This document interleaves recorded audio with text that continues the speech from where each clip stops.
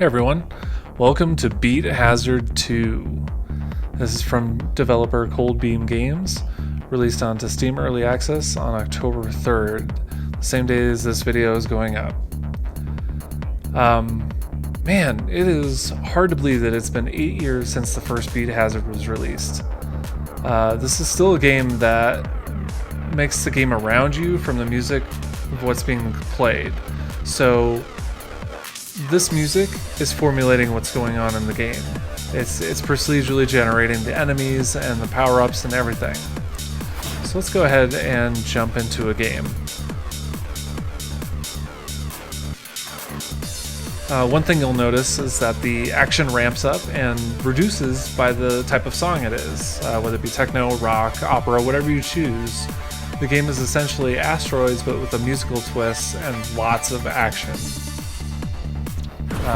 So I'm just playing songs from the soundtrack to avoid copyright strikes and not playing anything else, but the game does support playing music from Spotify, Apple Music, Amazon Music, YouTube, what have you.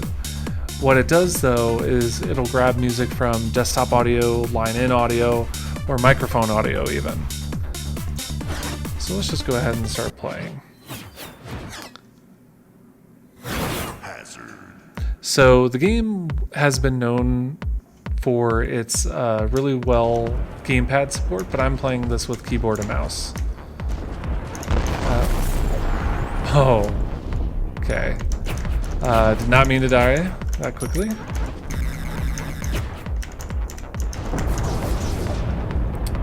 Sure, start recording and then start playing terribly. Makes perfect sense. I'm gonna clear the screen.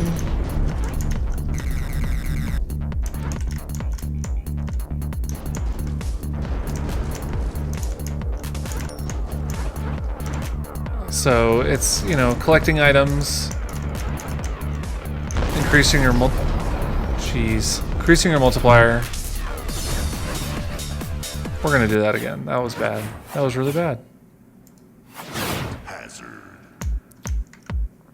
So over on the left, you got your score, multiplier, number of lives, and then what kind of cash you have on you. Cash is used to unlock perks. And like I said, this game's, essentially Asteroids. There's way more going on to that. But the enemies that are coming in right now are being generated by the song that's playing. And I guess fair warning, if you do suffer from epileptic seizures, I do recommend turning this video off because there are a lot of flashing lights in this game and a lot of rocks that you can back into. Oh, there we go.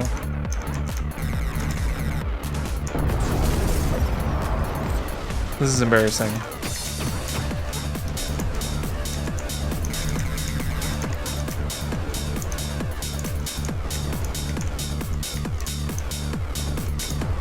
You can see there's kind of like a live leaderboard going on right now, so you're seeing other people who have played the song and where they are at the current point that I'm at in the song.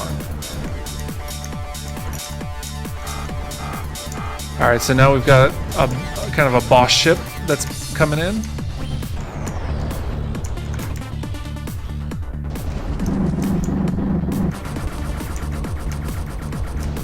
Trying to focus here.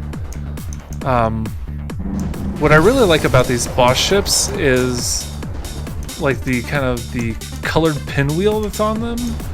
Like I don't know if you remember those toys, the toys that would have the color pinwheels, but like that's exactly what this reminds me of.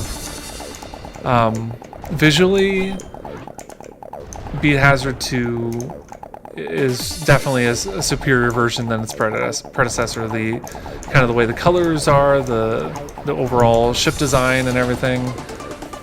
And this is a game that's in early access, and wow. All right, we're gonna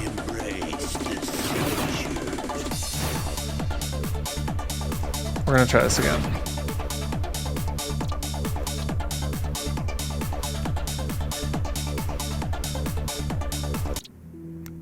All right, we're gonna do this. Hopefully this works in my favor.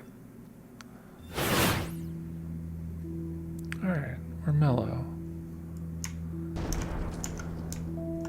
Beat Hazard 2 is a visual spectacle. Like, this is just one of those games that like overloads your eyeballs and your senses. Just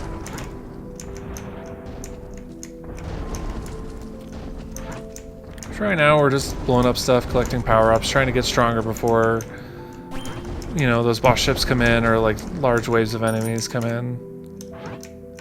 COL is color, so it kind of starts introducing more color into your shots. And then the numbers are increasing the multipliers.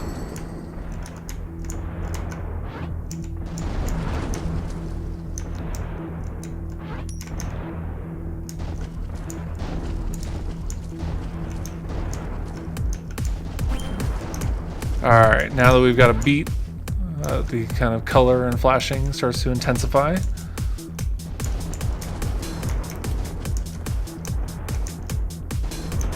So you can see at the top there that I've got the kind of all the track information, how much time it is. So it's kind of a cool way to like gauge like where you are in a level. All right, we've got 2 boss ships coming in. We're gonna set off a bomb, do some damage. Alright, so the ship with the kind of the green lasers, they can disable your weapons if you get too close. I'm trying to get a good shot. There we go. There we go. You get these Daredevil rankings. A lot of risk reward in this of kind of going for power-ups and things like that. The living leaderboard stuff is really cool. You can get discouraged really easily, but because you get these cash prizes, you know, you can get better perks, and then you use those perks to then kind of do better from the outset. You can only equip 5 perks at a time, so it's really going to depend on how you want to play a level that you learn what settings to set. The game will pull music from your computer as well. I talked all about streaming services, but if you have MP3s, you can just pull those right in. Or you can do Shoutcast Radio, or the new feature, which I think is super cool, is called Open Mic. And so, you know, you use your desktop audio, or you just output from your speakers and then let your microphone pick up on it. So you do this loop to pick up the audio, which I think is really cool.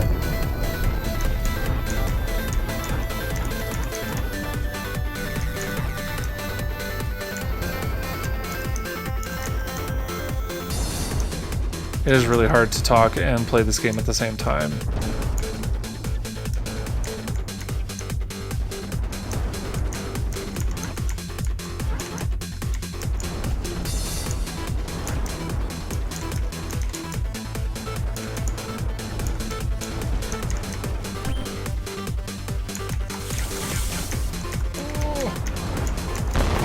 I need to set up a bomb. I need to give myself some breathing space here.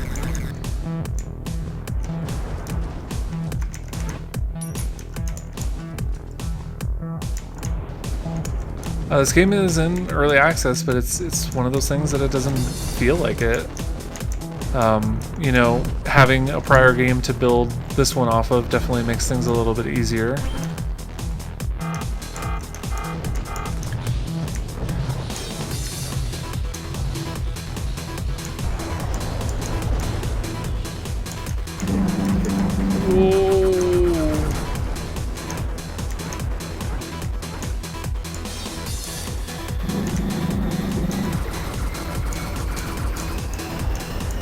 Please die. Thank you. Alright, 2 minutes and 50 seconds. Hopefully I can last. I have no lives left. But if I get this multiplier going, I get a higher score, do some more damage. I can get some power-ups.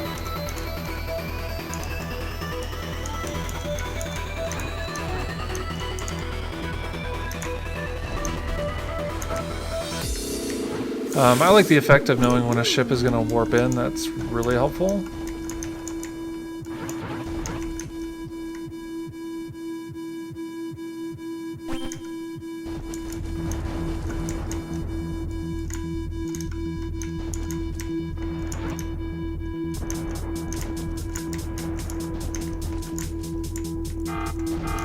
Oh, big ship coming in.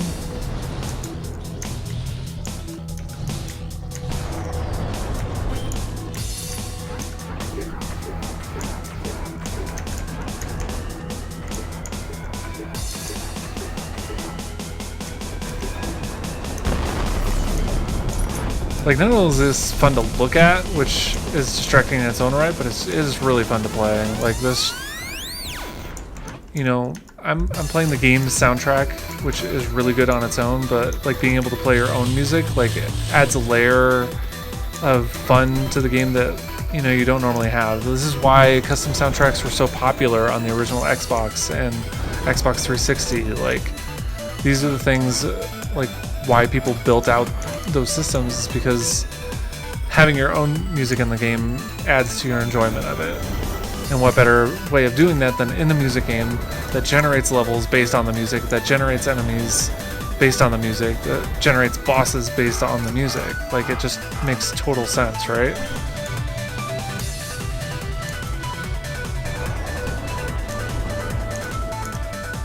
Yeah, we are tearing the ship up. Oh!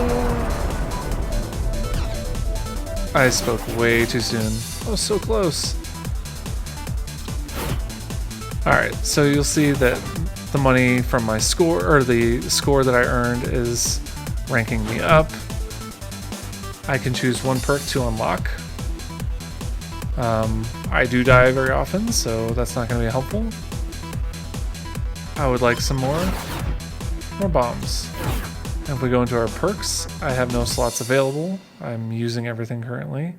But what I can do is I can buy upgrades for them using the money that I've earned.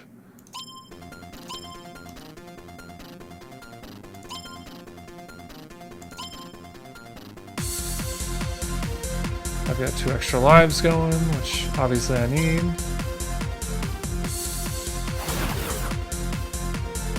So at the end of a level, you get points, and you'll see how all the perk stuff happens. And it's really beneficial to your long-term play. So while I died out early on this level, you know, that's not ideal, right? Let's jump into a boss rush real quick.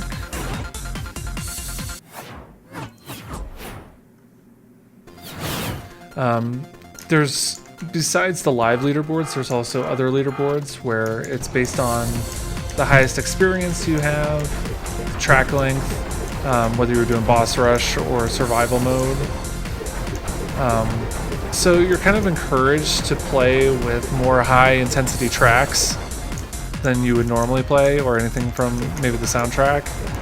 Like, you know, Dragon Force comes to mind as something that's like really intense to play a song, or play a level against with a song.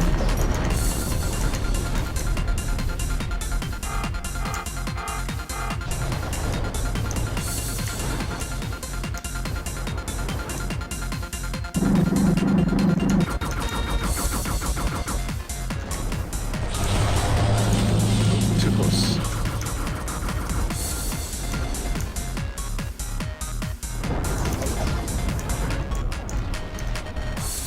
So this is, Boss Rush is an endless mode, so it'll continue to go through songs.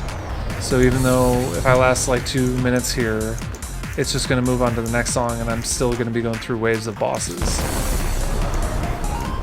I'm just not as strong as I want to be.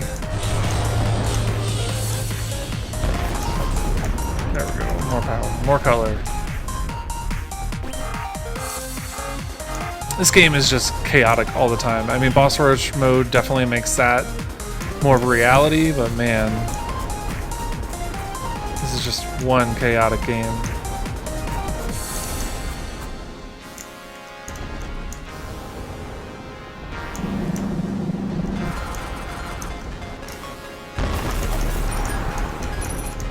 Everything is just so violent with the screen shake too.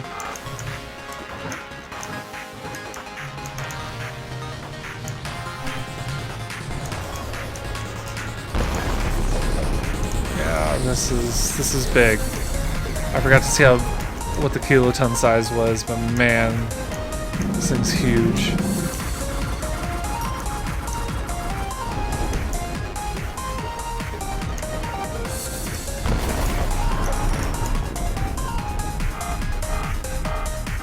Yeah, 4,450 kilotons. Yeah, that's massive.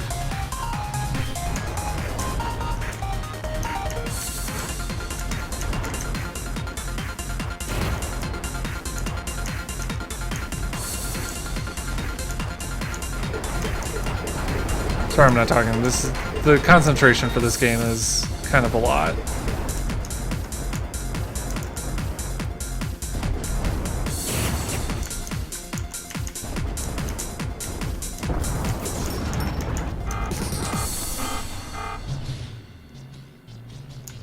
So I can't seem to do a normal level, but boss rush mode is fine, apparently.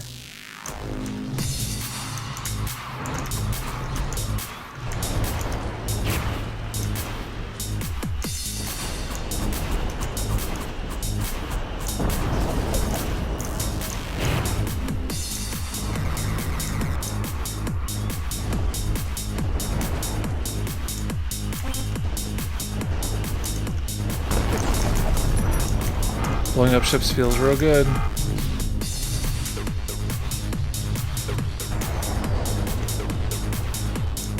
Yeah, this is easily my favorite mode. Maybe because I do better here, but it's still just a really good mode. Feels really good.